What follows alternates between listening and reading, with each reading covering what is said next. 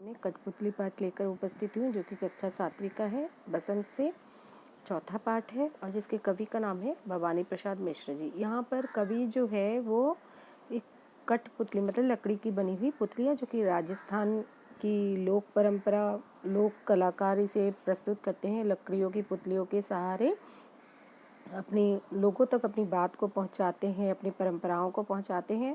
तो यहाँ पर भवानी प्रसाद मिश्र जी ये बताना चाहते हैं कि एक निर्जीव वस्तु के जरिए ये बता रहे हैं कि हर इंसान को अपनी स्वतंत्रता प्रिय होती है। तो सबसे पहले हम कवि के विषय में जानेंगे। ये जो है महान लेखक हैं श्री भवानी प्रसाद मिश्र जी, और ये लेखक के तौर पे जाने जाते हैं ज़्यादा तौर पर हिंदी भाषा के, जिनका जन्म 29 मार्च सन 1913 को मध्य प्रदेश के होशंगाबाद जिले के टिगरिया गांव में हुआ। वो कविता, निबंध, संस्मरण, बाल साहित्य लेखन में निपुण थे। इनकी प्रमुख रचनाओं में चकित है, दुख, नीली रेखा तक, तुकों का खेल, अंधेरी कविताएं आदि प्रमुख हैं। इसके बाद यहाँ पर हम आते हैं कविता की ओर। कठपुतली गुस्से से उबली, बोली यह धागे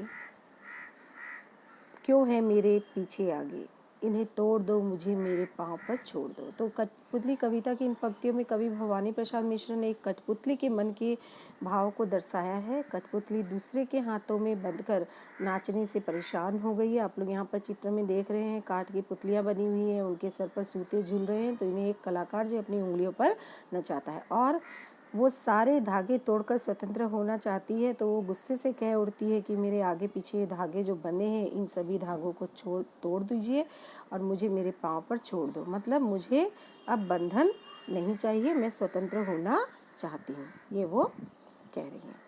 इसका दूसरा जो पैराग्राफ है बच्चों, सुनकर बोली और कठपुतलियाँ कि हाँ बहुत दिन हुए हमें अपने मन के छंद छुए।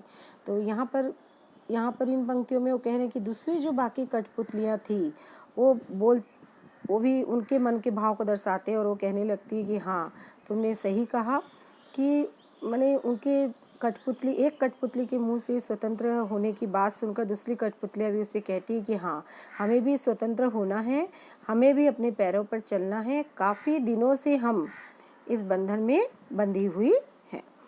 आखिरी पंक्तियाँ जो है बच्चों, मगर पहली कठपुतली सोचने लगी यह कैसी इच्छा मेरे मन में जागी।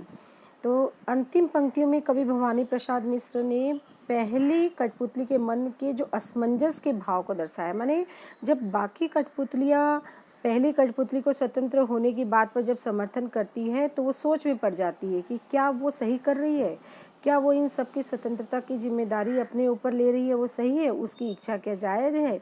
तो अंतिम पंक्तियों में वो कठपुतली के मनोभाव को समर्पित करते हैं।